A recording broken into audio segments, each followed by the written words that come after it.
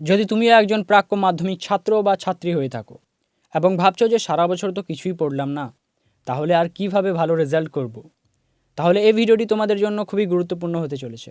কারণ এই ভিডিওতে আমি তোমাদেরকে কিছু টিপস দেব, যেগুলো করলে তোমাদের কিছুটা হলেও নাম্বার বাড়বে।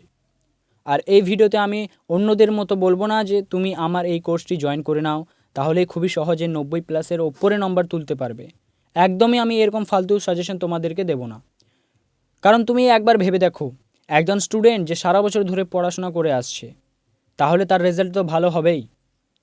হ্যাঁ, কিন্তু তুমিও তোমার চিন্তা ভাবনার থেকে দ্বিগুণ নম্বর পেতে পারবে। তাই আমি তোমাদেরকে একটি অনুরোধ করব, এই ভিডিওটিকে সম্পূর্ণ দেখো এবং কনসিস্টেন্সি বজায় রাখো। সো এখানে আমি 5টি টিপস আলোচনা করব, যেগুলো আমার এক্সপিরিয়েন্স নিয়ে বলবো, আমি যেগুলোকে নিজে এক্সপিরিয়েন্স করেছি। কারণ যে টিপসগুলো আমি তোমাদেরকে বলবো, আমি সেগুলো নিজে ফলো করেছি। সো ভিডিও শুরু করার আগে welcome back to your favourite YouTube channel max education. So first tips number 1, তোমাদেরকে কি করতে হবে, তোমাদেরকে পর্ষদের টেস্ট পেপার জোগাড় করতে হবে। এবার তুমি বলবে যে স্যার টেস্ট পেপার আমি কোথা থেকে পাবো? তাহলে শোনো, যারা আগের বছর অর্থাৎ 2025-এ মাধ্যমিক দিয়েছিল, তাদের কাছে তুমি খোঁজ নাও, যে তোমাদের দাদা দিদি তাদের কাছে তুমি খোঁজ নাও এবং টেস্ট পেপারটা জোগাড় করো। টেস্ট পেপারটা নেওয়ার পর যতগুলো স্কুল থাকবে, সমস্ত স্কুলের short question like SAQ MCQ সমস্ত কিছু প্র্যাকটিস করো।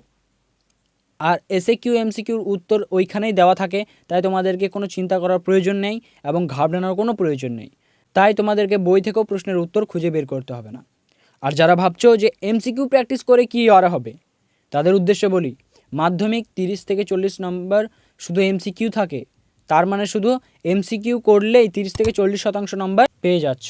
আর 2 থেকে 5 মানের প্রশ্নগুলি কি করবে, তোমরা একটা খাতায় ভালো খাতায় লিখে নেবে, ওকে? এবং উত্তরগুলিকে তোমাদের টেক্সট বুক থেকে হোক, সহায়িকা বই থেকে হোক, তোমরা ফাইন্ড আউট করবে এবং নোট ডাউন করবে, ওকে? সো টিপ নাম্বার 2, এরপর তোমরা মার্ক ইনক্রিজিং চ্যাপ্টার্স, অর্থাৎ যে অধ্যায় থেকে সব থেকে বেশি প্রশ্ন আসবে সেগুলোকে মার্ক করবে, ওকে? লাইক ভারতের প্রাকৃতিক পরিবেশ, এখান থেকে প্রচুর পরিমাণে প্রশ্ন আসে। অর্থনৈতিক পরিবেশ, এখান থেকে প্রচুর পরিমাণে প্রশ্ন আসে। এই চ্যাপ্টারগুলিকে তোমাদেরকে করতে হবে ভূগোলের মধ্যে।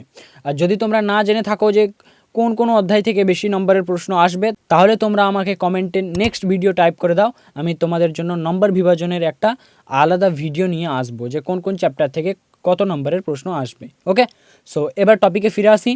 যে অধ্যায় থেকে বেশি নম্বরের প্রশ্ন আসবে সেগুলোকে বাছাই করার পর, ওকে, বাছাই করার পর আমি এখানে সমস্ত সাবজেক্টের কথা বলছি, like math, English, geography, history, সমস্ত প্রশ্নগুলিকে বাছাই করার পর সেই চ্যাপ্টারগুলোকে ভালোভাবে পড়বে। কারণ সেই চ্যাপ্টারগুলি পড়লেই তোমার মানে সেখান থেকে প্রশ্ন তো আসবেই এবং তুমি ভালো রেজাল্টও করতে পারবে। কারণ 2 থেকে 3টে চ্যাপ্টার এমন থাকে, প্রতিটি বিষয়ের প্রতিটি সাবজেক্টে 2 থেকে 3টে চ্যাপ্টার এমন থাকে যে ওইগুলো থেকে আসে। তাই সেসব চ্যাপ্টারগুলোকে বলা হয় সিলেক্টিভ চ্যাপ্টার্স, ওকে? আন্ডারস্ট্যান্ড? সো টিপস নাম্বার 3, এবার তোমাদেরকে বিগত 5 থেকে 10 বছরের মাধ্যমিকের প্রশ্নপত্র খুঁজে বের করতে হবে। এই প্রশ্নপত্রগুলো তোমরা ইন্টারনেটে বিভিন্ন ওয়েবসাইটে পেয়ে যাবে, না হলে তোমরা বুক স্টোর অর্থাৎ বইয়ের দোকান থেকেও কিনে নিতে পারবো। কিন্তু আমি সাজেস্ট করব যে তোমরা ইন্টারনেট থেকেই খুঁজে নাও, কারণ বুক স্টোরে যেয়ে তোমাদের খামোখাই পয়সা লস করার কোনো দরকার নেই, বুঝতে পারলে? সো তোমাদেরকে একটা জিনিস করতে হবে, অত টাকা খরচ না করে, হ্যাঁ, কিন্তু তোমাদেরকে ওয়েবসাইটে খুঁজতে হবে, ইন্টারনেটে খুঁজতে হবে, একটু পরিশ্রম করতে হবে, বুঝতে পারলে? তাহলে তুমি 5 থেকে 10 বছরের প্রশ্ন, 5 থেকে 10 বছরে কি 5 থেকে 20 বছরের প্রশ্ন তোমরা পেয়ে যাবে। সো তোমরা এগুলিকে সংগ্রহ করবে এবং এইসব প্রশ্নপত্রগুলিকে যদি তুমি একেবারে প্র্যাকটিসের মানে মাথার মধ্যে যদি একবারে মাইন্ড করে নাও না, রিড অ্যান্ড রাইট করতে থাকো এবং পড়তে থাকো, তাহলে তোমার নাম্বার অফকোর্স বাড়বে। সো যাই হোক, টিপস নাম্বার 4, এই টিপসটা একটু আলাদা ধরনের। ফার্স্টে তোমরা আমাকে বলো যে যেসব গল্প বা কবিতা থাকে সেগুলো বুঝতে অসুবিধা হয় কি হয় না? আমারও হতো, তার জন্য বলছি। যদি হয়ে থাকে তাহলে ভালোভাবে শোনো। বাংলার কোনো গল্প বুঝতে পারছো না, লাইক হারিয়ে যাওয়া কালি কলম, একদমই বুঝতে পারছো না, তাহলে কি করবে? ইউটিউবে সার্চ করবে হারিয়ে যাওয়া কালি কলম কার্টুন ভিডিও, এবং দেখবে অনেকগুলো কার্টুন ভিডিও অনেকগুলি চ্যানেলে তোমরা পেয়ে যাবে এবং এইগুলো কার্টুনের মতো বুঝতে পারবে, যেমন তোমাদের সিনেমা দেখলে মনে থাকে সেরকমভাবে তোমাদের মনে থাকবে। সো লাস্ট টিপে আমি আসবো, যেটা খুবই গুরুত্বপূর্ণ টিপস, ওকে? সো তোমরা যারা 2026-এ মাধ্যমিক দিতে চলছো এবং একটুও আশা নিয়ে বসে আছো যে একটু হলেও ভালো রেজাল্ট করব, ওকে, যাতে পরিবারের সদস্যদের দেখাতে পারি যে হ্যাঁ একটু ভালো রেজাল্ট হয়েছে, মানে দেখানোর মতো সাফিসিয়েন্ট যেন হয়, তাহলে তারা আমার এই চ্যানেলটিকে সাবস্ক্রাইব করে বেল আইকনটিকে প্রেস করে নোটিফিকেশন অন করে দাও। কারণ এবার আমি 2026-এর থার্ড ইউনিট টেস্ট প্লাস মাধ্যমিক 2026-এর সাজেশন প্রোভাইড করব। আমি খুবই শীঘ্রই প্রোভাইড করছি, তাই তোমরা চ্যানেলে সাবস্ক্রাইব করতে অবশ্যই ভুলবে না।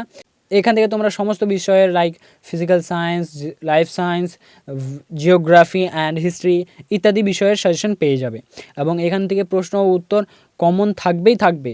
আরেকটি মজার বিষয় হচ্ছে যে এখানে আমি তোমাদেরকে প্রশ্নের সাথে সাথে উত্তরও তোমাদেরকে দিয়ে দেবো। সো চ্যানেলটিকে সাবস্ক্রাইব করতে ভুলবে না। কোনো বিষয়ের সাবজেক্টের তোমাদের সাজেশনের প্রয়োজন হয় তোমরা আমাকে অবশ্যই কমেন্টে জানাবে। সো আজকের মতো এতটুকুই, দেখা হবে পরের ভিডিওতে। টাটা।